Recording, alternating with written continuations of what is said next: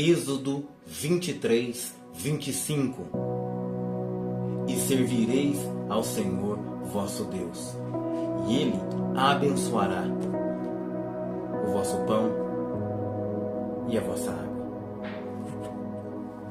E tirarei do meio de ti as enfermidades. E servireis ao Senhor vosso Deus, e Ele abençoará o vosso pão e a vossa água. E tirarei do meio de ti as enfermidades. Quando eu olho para Deus fazendo o ser humano, construindo o ser humano, a sua imagem e semelhança desde o Éden, Deus o coloca ali no jardim. Para quê? Para que ele viesse andar de acordo com a sua vontade. Deus nunca quis criar um robô, assim como a gente percebe hoje que pelo viés da inteligência artificial, isso tem sido feito, isso tem sido construído, e o ser humano tenta dominar a natureza, e o ser humano tenta dominar também as tecnologias. Deus não quis fazer o ser humano para que viesse meramente a dominar sobre ele, mas para que o ser humano livremente escolhesse estar sob as suas ordens. Então Deus coloca ele no jardim do Éden para que ele venha lavrar e cultivar. Então Deus coloca para eles ali toda uma liberdade, mas fala: olha, apenas de uma árvore do jardim você não toque nas outras, menos nessa. Alguém até pode questionar, mas Deus parece que ele empurra o ser humano para o pecado. Muito pelo contrário. Olha a matemática. Quantas árvores havia naquele jardim? Eu me lembro quando eu estudava aqui no interior de São Paulo, em São Carlos, na Universidade Federal. E eu passando ali na pista, na Washington Luiz, na minha direita, indo para a universidade, tinha um lugar ali que eu fazia questão de ler todas as vezes. Estava escrito assim: aqui nesse lugar nós plantamos 500.000 árvores. E eu sempre me lembrava disso, porque quantas árvores tinha no Éden? Muito mais do que aquelas 500.000, talvez bilhões ou trilhões, mas tinha uma que ele não podia comer. E o homem desobedece bem aí, ele come a árvore que era proibida. Pois bem, eu vejo uma revelação progressiva de Deus ao longo da história. Isso está escrito ao longo das páginas da Bíblia. Deus então ele elege um povo, e esse povo estava sob escravidão. E Deus coloca Moisés e fala: Moisés, vá lá libertar o meu povo. E é interessante que em português esse livro tem esse nome: Êxodo, saída. Saída de onde? De uma mentalidade de escravidão, de um lugar de escravidão para uma terra nova, uma nova perspectiva. Não é à toa que você percebe que Deus ele começa a anunciar as últimas pragas ali para esse povo, no capítulo 12. E Deus começa a cumprir tudo aquilo que ele faria, todo o seu plano no capítulo 13 e no 14. Então Deus vai e liberta eles definitivamente. E sabe o que Deus faz então? Abre o mar e o seu povo passa como em terra seca. Ali mesmo no capítulo 14.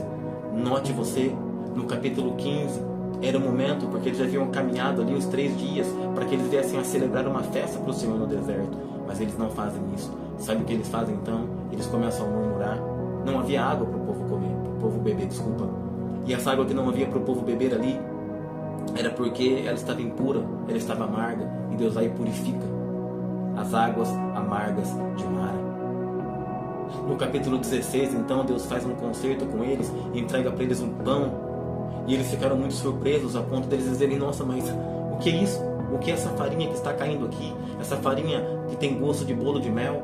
Então eles deram o nome de manru, ou maná, como nós pronunciamos aqui, o pão que desceu do céu. E essa foi a dieta do povo do Senhor durante ali aproximadamente 40 anos, enquanto eles peregrinavam no deserto. Note você, Deus tinha uma aliança com o povo, e uma das primeiras coisas que Deus faz quando eles saem ali daquela situação de escravidão, para que eles venham ter uma outra mentalidade, é mudar a sua dieta.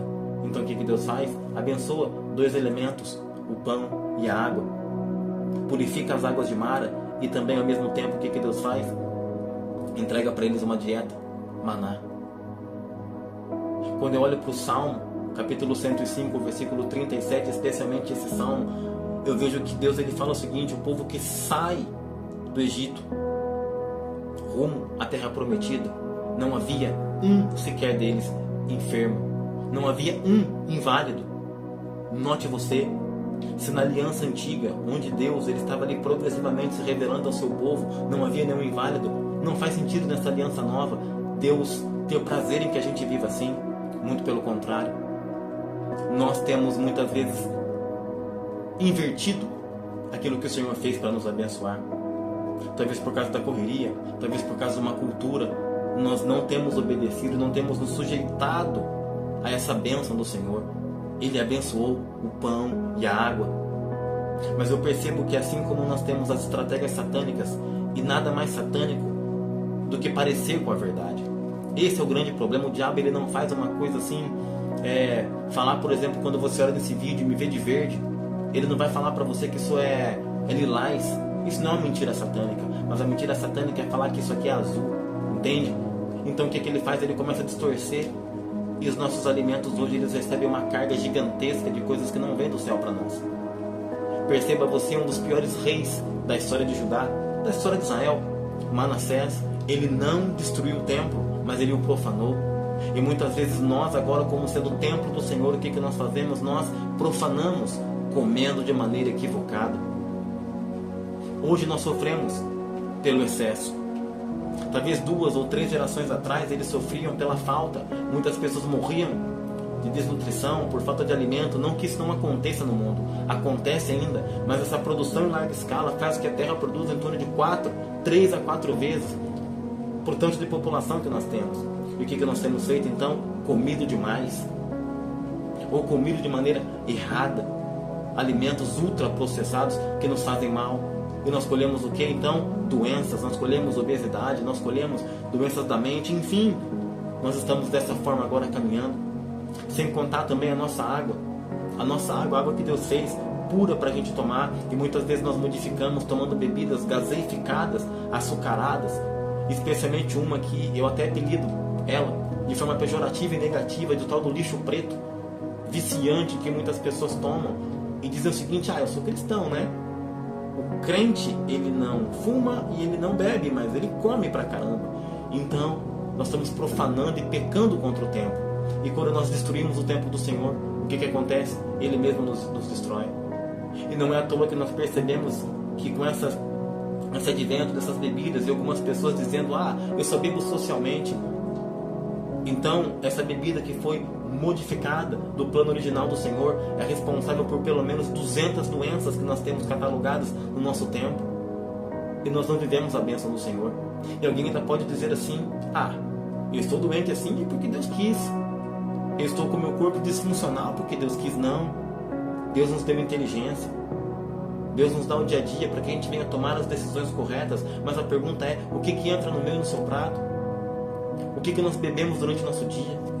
Deus, ele prometeu abençoar o povo de Israel, e sem dúvida alguma ele promete nos abençoar também quando nós estamos debaixo da sua aliança.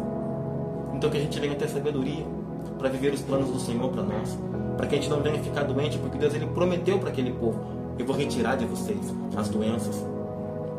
Quando eu vou para o Novo Testamento, e eu gostaria que você fizesse a mesma coisa, Colossenses, ele vai mostrar Jesus Cristo como sendo a imagem exata de Deus. Então tudo que eu não vejo em Jesus, eu também não posso ver em Deus, e vice-versa, porque Jesus é a imagem exata, a expressão exata de quem Deus é, o Verbo encarnado. E eu não percebo ele entrando em Jerusalém, eu não percebo ele caminhando no seu ministério, entregando doenças para as pessoas. Toma aqui para você um câncer, toma aqui para você uma AIDS. Não faz nem sentido você pensar assim, correto? Então por que muitas vezes nós aderimos a algumas doenças dizendo: opa, essa aqui é da vontade do Senhor? Não. É hora da gente começar a reformar os nossos pensamentos. Repito, quando Deus, ele quis criar o seu povo, quando Deus tira o seu povo do deserto e manda eles para uma outra terra, a terra de Canaã, uma das primeiras coisas que Deus reforma foi a sua dieta, o seu pão e a sua água, sarando as águas enfermas de Mara, entregando para eles o maná para que eles viessem viver uma vida de saudabilidade, uma vida saudável, uma vida que eles viessem ter sanidade. E nós? Como será que é o meu prato? Como será que é a minha dieta? O que será que eu estou fazendo? Eu já contei aqui algumas vezes e repito que uns anos atrás eu me lembro que eu estava tendo muita dor de cabeça em um dia só da semana. E esse dia, a segunda, eu não tinha dor de cabeça nenhum outro dia, mas a segunda-feira era uma dor terrível. Até que então eu fui renovar minha habilitação e conversando com o médico ali, alguns segundos, acho que não deu nem um minuto, expondo para ele o quadro que eu tinha de dor de cabeça, de cefaleia. Às segundas-feiras ele disse o seguinte: isso é uma ressaca. E eu logo pensei, como eu posso ter sobre o meu corpo efeito de pessoas que bebem, de pessoas que se embriagam, sendo que eu nunca me embriaguei? Pois bem, eu percebi, sabe o que faltava para mim? Água. Bebia água de menos. Jogava muito futebol no sábado ali, num sol escaldante, das 4 até as 6 horas. E aí, o que acontecia comigo então? Na segunda-feira estourava o efeito da ressaca. Até que eu precisei reformar. O que nós estamos precisando mudar? Será então que a gente vai inverter o ditado que nós conhecemos? O ditado é o seguinte: é melhor prevenir do que remediar. Muitas vezes nós pagamos o preço, depois de doente a gente vai querer remediar. Não, 1000 vezes não. Que em nome de Jesus a gente venha se apropriar dessas promessas nesse tempo. Jesus é um Jesus curador. Jesus é um Jesus que nos sara, para que a gente venha ter um corpo saudável, para que a gente venha ter uma mente saudável e um espírito renovado para viver na presença dele. Êxodo capítulo 23, versículo 26, versículo 25. Servireis ao Senhor vosso Deus, e Ele abençoará vosso pão e vossa água. E tirarei do meio de ti as enfermidades. Servireis ao Senhor vosso Deus, e Ele abençoará vosso pão e vossa água. E tirarei do meio de ti as enfermidades.